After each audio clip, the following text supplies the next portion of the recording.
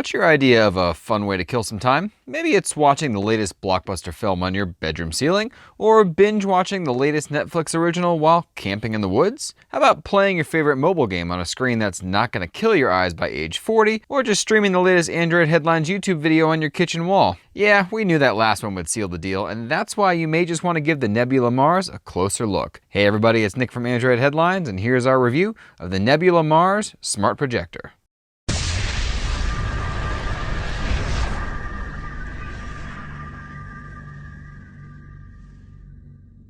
When you think of projectors, what comes to mind? Giant movie theater screen? Pocket projector for boardroom meetings?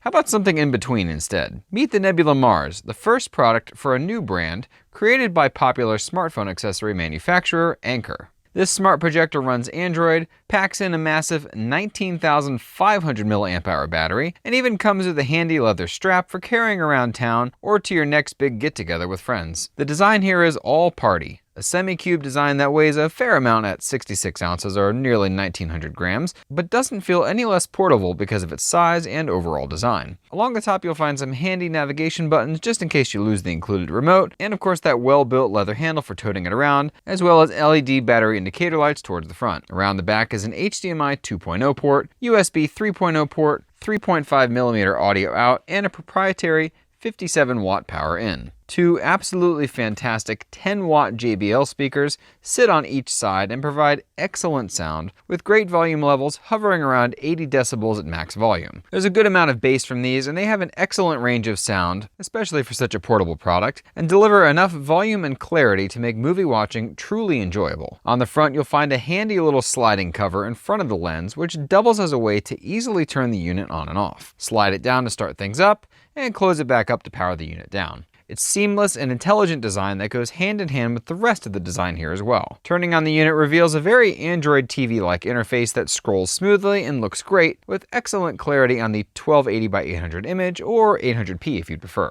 While this isn't the most high-density image, especially if you're projecting at the maximum 300-inch diagonal measurement, the excellent lens on front, paired with the DLP projection engine inside, really do create a great picture. The 10,000:1 contrast ratio looks excellent, especially when played in a darker room, and even in well-lit rooms you'll find the 3,000 lumens provided by the RGB LED lighting is more than enough to make things easily visible on any surface. Of course, proper projector screens are going to look better than the plaster walls and matte paint in my older home, but the Mars still projected a display that looked fantastic of this unworthy canvas. The $599 price of the Mars is probably going to be the biggest setback for most folks, and while that price may make it a tough sell, the competition in this range all offers worse contrast ratios, significantly worse brightness levels, and batteries nowhere near this huge. The projector is rated at about 3 hours of use on a single charge, and while the standard picture mode won't get you past 2.5 hours, the built-in eco or battery modes will extend that past the 3-hour rated mark. So how about those media streaming capabilities? Given the entry-level sounding internal specs, it's a surprisingly capable unit, but it requires some additional equipment to truly unlock its full potential. While this is sold as a smart Android-powered projector, it's only using Android 4.4 KitKat out of the box. No, you didn't hear me wrong, this is KitKat near the end of 2017,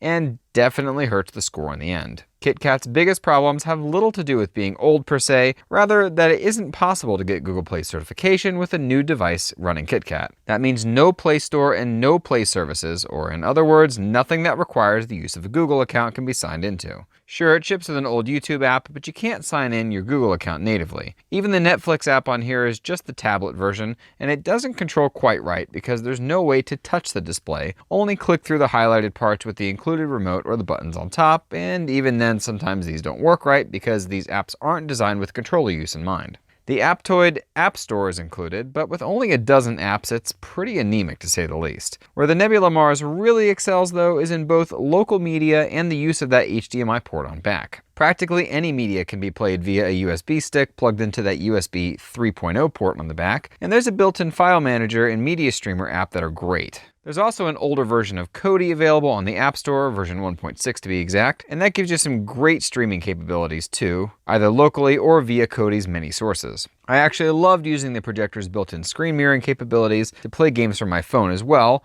and many phones support this too. The Mars uses Miracast to mirror your screen, a standard that's been built into Android for a while now and works absolutely perfectly. While the unit supports dual-band Wi-Fi up to AC speeds, my wireless N router played things perfectly with no perceivable lag whatsoever, making mobile gaming on this thing a reality. There is also iOS support via AirPlay, however there's no screen mirroring available, it's only used to stream media from your iOS device. When it came to movie and TV streaming in general, however, I preferred plugging in my Chromecast. This opens up a world of possibilities that many know and love about Google Cast, and all the apps that support the standard, and just make the whole experience easier. If this $30 workaround wasn't needed, the Mars would get a hands-down seal of approval without hesitation, but because it's running such an old version of Android with practically no useful apps, it takes away from what could be the ultimate portable projector. Still, given the battery life, portability, and projection quality, combined with the awesome capabilities that are unlocked with just a $30 tool that you likely already have lying around, makes the Nebula Mars a must-have for anyone wanting mobile projection capabilities in the near future. If you can find it even cheaper than $600 too, it's a total win.